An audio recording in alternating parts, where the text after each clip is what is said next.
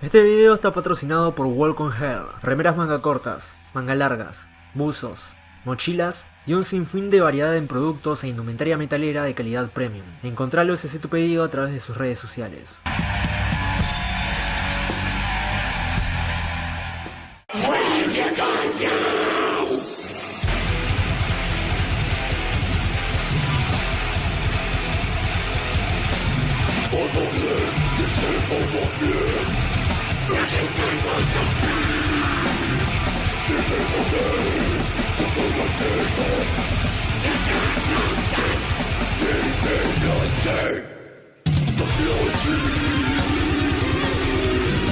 Vital Remains es una banda de death metal estadounidense formada en el 88 en Providence, Rhode Island. Con 6 álbumes de estudio publicados y 31 años en la industria de la música, esta banda, si bien pasa desapercibido en el ámbito comercial del death metal, son una de las bandas más famosas de la escena under, manteniendo durante toda su carrera un aspecto ideológico anticristiano, el mensaje de no creer en dioses falsos, sino creer en uno mismo, sumado a una gran brutalidad musical tanto en el estudio como en el escenario. Así que en el día de hoy, para conocer mejor a una de las bandas más pesadas del death metal underground, acá te traigo 8 curiosidades sobre Vital Remains. Espero de verdad que las disfrutes.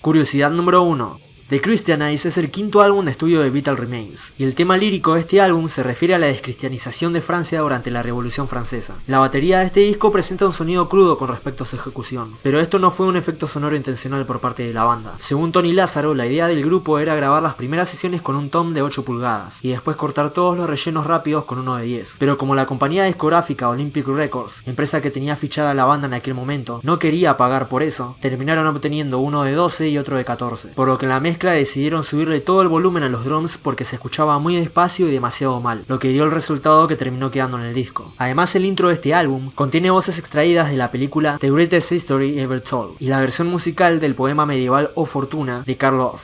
Curiosidad número 2.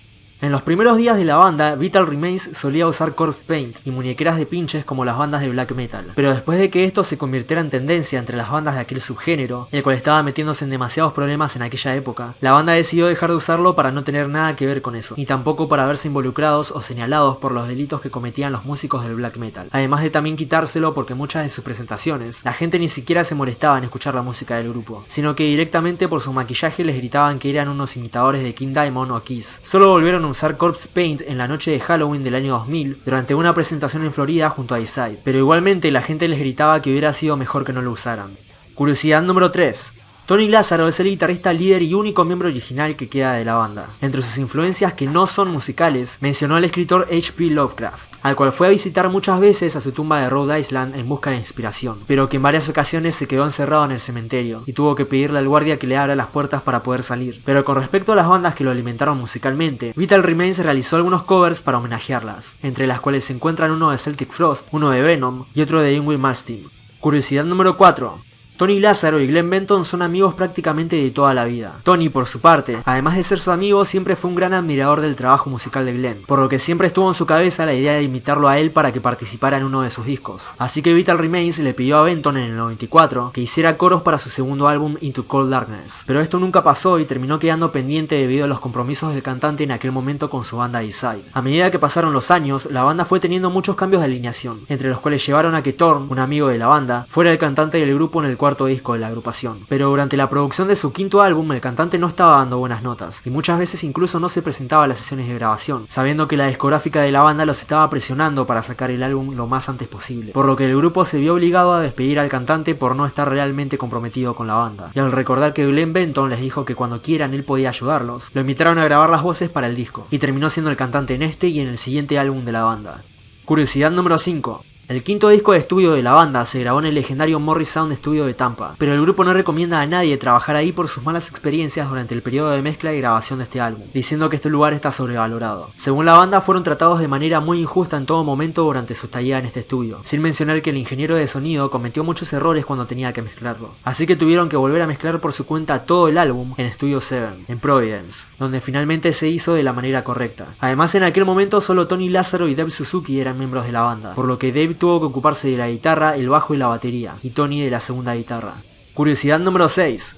La guitarra satánica de Tony Lázaro se llama The Crucifier, y la idea de llevarla a cabo duró unos 10 años hasta que finalmente se pudo realizar. Tony contó que solía bromear con los antiguos miembros de la banda diciendo que le encantaría tocar una guitarra que tenga forma de crucifijo, y ellos le decían que nunca iba a poder construir algo así y se le reían. Pero un día Tony se encontró con el luthier que hizo la guitarra en un restaurante, en donde hablaron sobre la idea que tenía luego de dibujársela en una servilleta. Pero al no ser tan buena la explicación de Tony, el luthier terminó haciendo un prototipo que al final no era el esperado. Así que el guitarrista le dio algunos detalles más y terminó haciendo una guitarra con su respectiva funda, como la que se ve ahora en pantalla, la cual según Tony, si alguien quisiera robarla no podría porque pesa alrededor de 500 libras. Curiosidad número 7. El líder de la banda mencionó que el grupo no es para nada satánico, sino que su ideología es principalmente anticristiana y nada más, y que este anticristianismo no nació solo por nacer cuando él era mayor, sino que fue algo natural que se dio a lo largo de los años durante su infancia. Sus padres eran cristianos y lo enviaron a un colegio pupilo cuando era chico, en donde él le preguntaba a sus profesores por qué si Dios cura a los enfermos, deja que tantas personas mueran de tantas enfermedades complicadas todos los días, o que si Dios castiga a las malas personas, ¿por qué no hace nada para castigar a la gente que roba o comete delitos en contra de la gente inocente? Cosas que sus maestros nunca le pudieron contestar, además de también ver cómo sus amigos huían de los sacerdotes porque abusaban de ellos, y ver en los sótanos de la iglesia toda la plata que recaudaban de los pobres, lo cual intensificó su oposición a la iglesia, y se podría decir que también dio pie a la creación de una de las bandas de death metal más brutales de la historia del heavy. Curiosidad número 8.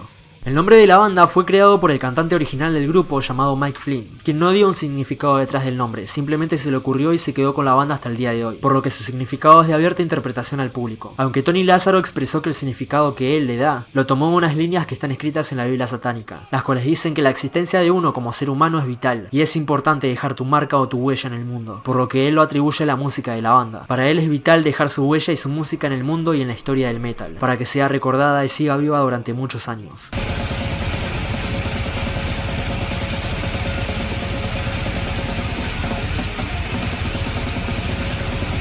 Y bueno gente, así termina el video de hoy. Si el video te gustó te agradecería mucho que lo compartas y te suscribas para recibir más videos como este. Y si querés también puedes seguirme en las redes sociales que ves en pantalla. Dicho todo esto, nos estamos viendo en el próximo video.